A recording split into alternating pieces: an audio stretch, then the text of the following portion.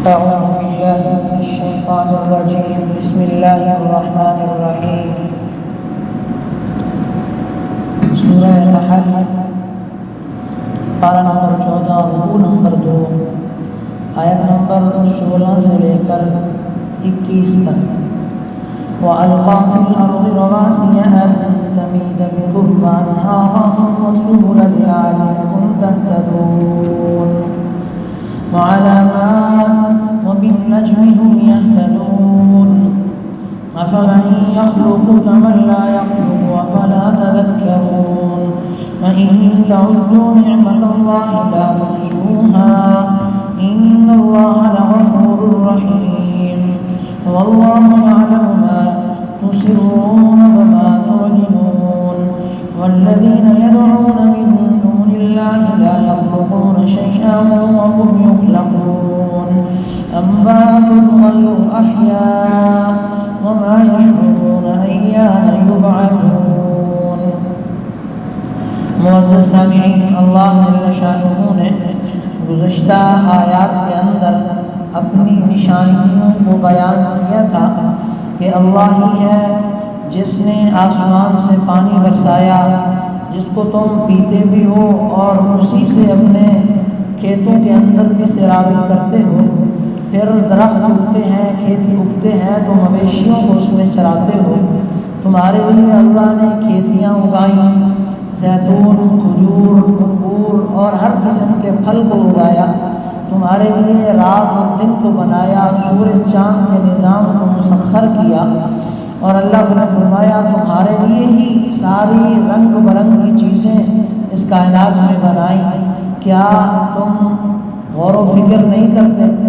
کیا تم عقل نہیں رکھتے؟ کیا تم نصیحت کو حاصل کرنے والے نہیں ہو؟ پھر اللہ نے فرمایا اللہ ہی ہے جس نے تمہارے لیے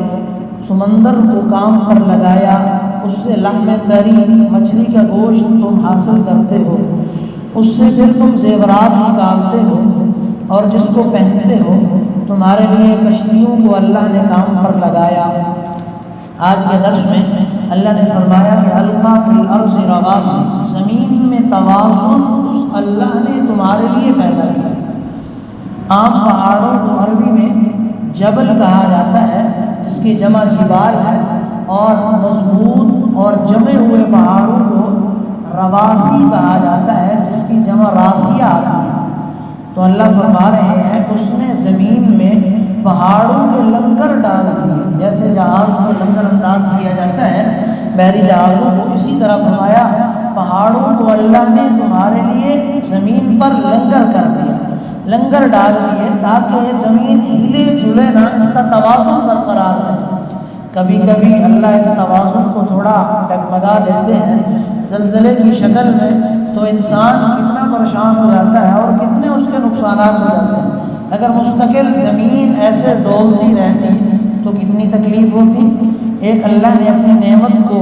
بیان کیا وَأَلْقَى فِي الْأَرْضِ رَوَاسِيَ أَن تَمِيدَ بِكُمْ، اور اس نے زمین میں پہاڑوں کے لنگر ڈال دیے تاکہ وہ تم کو لے کر ڈگمگائے نہیں۔ وَأَنْهَارًا، اور اس نے تمہارے لیے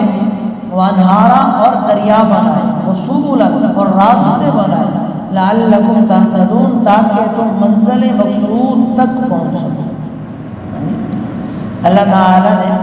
نہ صرف زمین میں پہاڑ لنگر انداز کیے بلکہ نہریں بنائیں، نہری نظام، مختلف نہریں پانی کے لیے استعمال ہوتی ہیں کھیتوں میں، فرمایا وَسُبُلًا، اور اللہ نے یہ راستے بنائے، لَعَلَّكُمْ تَهْتَدُونَ تاکہ تم منزل مقصود تک پہنچو۔ یہ اللہ تعالیٰ نے انسان کے لیے بنایا۔ اب تو جدید دور ہے، ٹیکنالوجیز کا دور ہے، آدمی ہر کلومیٹر پر جو ہے وہ نشانات لگے ہوئے ہیں، راستوں کا تعین، اوپر سائنس بورڈ لگے ہوئے ہیں، کون سا راستہ کہاں جاتا ہے، کون سا کہاں جاتا ہے۔ پہلے زمانے میں یہ نہیں ہوتا تھا، نہروں کے اعتبار سے، پہاڑوں کے اعتبار سے، پتھروں کے نشانات کے اعتبار سے، درختوں کے اعتبار سے اللہ تعالیٰ نے یہ راستوں کی تعین کا سسٹم بنایا ہوا، تو لوگ ان کو دیکھ کے راستے تعین کرتے تھے۔ وَعَلَامَاتٍ، اور فرمایا راستوں کی پہچان کے لیے بہت سی علامتیں بنائی اللہ نے۔ وبالنجم هم يهتدون، اور ستاروں سے بھی لوگ راستہ معلوم کرتے تھے۔ رات کو ستارے دیکھ کر انہیں کے ذریعے سے راستہ معلوم کرتے تھے کہ ہم کس سمت میں جا رہے ہیں اور کہاں تک ہم نے پہنچنا ہے، کون سا ستارہ رات کو کس وقت آتا ہے۔ أَفَمَن يَخْلُقُ كَمَن لَّا يَخْلُقُ، جیسے کل میں نے بتایا تھا پانی کے بڑے فائدے ہیں، اسی طرح اس زمین میں پہاڑوں کے بھی بڑے فائدے ہیں۔ ایک تو زمین کو ہلنے سے روکا ہوا ان پہاڑوں نے، اور دوسرا انہیں پہاڑوں کے اندر سینکڑوں قسم کی کانیں ہیں، معدنیات ہیں، تیل ہے اور مختلف قسم کے زیورات ہیں، پتل ہے، تانبا ہے، کوئلہ ہے، کئی قسم کے ان چیزوں پہاڑوں کے اندر ہی اللہ نے یہ بنایا۔ پھر لمبے لمبے درخت ہیں مختلف قسم کے، اللہ نے کئی انعامات رکھے ہیں۔ فرمایا افمن یخلق کمن لا یخلق، اب بتاؤ کہ جو ذات یہ ساری چیزیں پیدا کرتی ہے کیا وہ ان کے برابر ہو سکتی ہے جو کچھ پیدا نہیں کرتا؟ افلا تذکرون، کیا پھر بھی تم کوئی سبق نہیں لیتے؟ یعنی اللہ نے یہ ساری نشانیاں بتلائیں پیچھے، میں نے خنجر پیدا کیے، اونٹ پیدا کیے، گائے بیل بھینس، یہ ساری چیزیں پیدا کی جانوروں میں، پھر میں نے ان کو راستہ دکھانے والا بنایا، ان کے اندر میں نے بار برداری کے لیے کچھ جانور پیدا کیے، کچھ کو تم کھاتے ہو، ان کو استعمال کرتے ہو، گوشتین کو استعمال کرتے ہو، پھر مختلف کھیتیاں بنائیں، رات دن بنائے، سورج چاند بنائے، سمندری نظام بنایا۔ فرمایا یہ ساری چیزیں میں پیدا کرنے والا ہوں، کیا پھر بتاؤ میرے برابر کوئی ایسا ہے جو کچھ بھی پیدا نہیں کرتا لیکن تم نے اس کو پھر بھی رب بنایا ہوا ہے، تم نے اس کو پھر بھی معبود بنایا ہوا ہے۔ وَإِن تَعُدُّوا نِعْمَةَ اللَّهِ لَا تُحْصُوهَا، اور اگر تم اللہ کی نعمتوں کو گننے لگو تو انہیں شمار نہیں کر سکتے۔ یقینی بات ہے اللہ کی نعمتیں ہیں ہی اتنی، آدمی اس کا احسان نہیں کر سکتا، شمار نہیں کر سکتا، ممکن ہی نہیں ہے کہ آدمی اللہ کی نعمتوں کا شمار کرے۔ ایک ایک نعمت کا شکریہ ادا کرنا اور اس کی تعریف کرنے میں سالوں لگ جائیں گے، زندگی ختم ہو جائے گی، عمریں ختم ہو جائیں گی، لیکن اس کے باوجود بھی ایک نعمت کا شکریہ ادا نہیں ہو سکتا۔ ان اللہ لغفور الرحیم، حقیقت یہ ہے اللہ بہت بخشنے والا بڑا مہربان ہے۔ واللہ یعلم ما تسرون وما تعلنون، اور اللہ وہ باتیں بھی جانتا ہے جو تم چھپ کر کرتے ہو اور وہ بھی جو تم علی الاعلان کرتے ہو، تعلنون علی الاعلان کرتے ہو، جو اللہ کے سامنے راتوں کو سجدہ کرتے ہیں اللہ انہیں بھی جانتا ہے، جو رات کے دیریوں میں گناہ کرتے ہیں اللہ انہیں بھی جانتا ہے، جو چھپ کر اپنے اعضاء و جوارح سے شکریہ ادا کرتے ہیں نعمتوں کا اللہ انہیں بھی جانتا ہے، جو کفران نعمت کرتا ہے انہیں بھی جانتا ہے۔ والذین یدعون من دون اللہ، اور اللہ کو چھوڑ کر یہ لوگ جن دیوتاؤں کو پکارتے ہیں، لا یخلقون شیئا، وہ کچھ بھی پیدا نہیں کرتے، وہم یخلقون، وہ تو خود ہی مخلوق ہیں، وہ خالق ہی نہیں ہے، وہ تو خود مخلوق ہیں۔ اموات غیر احیاء، وہ بے جان ہیں ان میں زندگی نہیں۔ یہاں خالق سے مراد یہ بات یاد رکھیں، خالق صرف اللہ ہے پوری کائنات میں، لہٰذا لفظ خالق کسی اور کے لیے استعمال کی اجازت ہی نہیں۔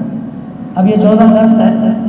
14 اگست کے قریب بڑے بڑے بینرز لگے ہوتے ہیں، لوگوں نے لکھا ہوتا ہے خالق پاکستان قائد اعظم محمد علی جناح، وہ خالق نہیں، خالق تو اللہ ہے، اس کو بانی پاکستان یا معمار پاکستان کہا جا سکتا ہے، خالق اللہ ہے۔ اور امام ابن تیمیہ اور بعض علماء نے تو یہاں تک لکھا ہے کہ خالق کی صفت صرف اللہ کے لیے ہے، اس کو کسی اور شخص کے لیے استعمال کرنا شرک ہے، گناہ کبیرہ ہے، اجازت ہی نہیں ہے۔ ہاں خالق اللہ ہر چیز کو پیدا کرے، پاکستان کو اگر پیدا کرنے کے اعتبار سے دیکھا جائے تو اللہ کی ذات ہے، ہاں اس کی کوشش میں کاوش میں اس کو بنانے میں کئی لوگوں کا ہاتھ ہے تو ان کو خالق نہیں کہا جا سکتا۔ فرمایا اموات غیر احیاء، وہ بے جان ہیں ان میں زندگی نہیں، وما یشعرون ایان یبعثون، اور ان کو اس بات کا بھی احساس نہیں کہ ان لوگوں کو کب زندہ کر کے اٹھایا جائے گا۔ اس سے مراد وہ بت ہیں جن کی پوجا کیا کرتے تھے، فرمایا گیا کہ وہ تو کسی کو پیدا کیا کرے، خود پیدا کیے گئے، اور نہ ان میں جان ہے نہ انہیں احساس ہے کہ ان کے پجاریوں کو مرنے کے بعد کب اٹھایا جائے گا۔ مفسرین نے فرمایا کہ اموات وہ بے جان ہیں یا وہ مردے ہیں، ان میں جان نہیں، یہ تین اعتبار سے، یا تو دواون مردے ہیں، مستقل طور پر مردے ہیں، بے جان ہیں، جیسے لکڑی ہے، اینٹ ہے، پتھر ہے، وہ بھی معبود بنا لے، یہ بے جان ہے، یا آگے جا کر مستقبل میں وہ بے جان ہو جائیں گے، مر جائیں گے، جیسے کسی انسان کو، کسی ولی کو، کسی نبی کو کوئی خدا بنا لے تو وہ مستقبل میں مر جائیں گے، ختم ہو جائیں گے۔ یا پھر تیسری چیز یہ ہے کہ وہ ایک زمانے کے اندر آ کر پھر آخر میں جب پوری کائنات ختم ہوگی تو اس وقت وہ سارے ختم ہو جائیں گے۔ آدمی جن جن چیزوں کو معبود بنائے، جن چیزوں کا تخیل اپنے ذہن میں لائے، وہ ساری چیزیں اس وقت ختم ہو جائیں گی جب اللہ تعالیٰ اس کائنات کے نظام کو ختم کریں گے۔ تو فرمایا اس لیے یہ بے جان چیزیں ہیں جن کو لوگ معبود مانتے ہیں، انسان ہو تو وہ کچھ عرصے کے بعد مر جائیں گے، چاہے وہ نبی ہو، پیر ہو، ولی ہو۔ اگر وہ بے جان پتھر ہیں، وہ لکڑیاں ہیں، تو وہ ہیں ہی ویسے بے جان۔ فرمایا انہیں خود کسی چیز کا احساس نہیں، نہ انہیں اس بات کا احساس ہے کہ ان کے پجاری جو مر جائیں گے وہ کب زندہ اٹھائے جائیں گے۔ دعا کریں کہ اللہ تعالیٰ ہم سب کو عمل کی توفیق عطا فرمائے۔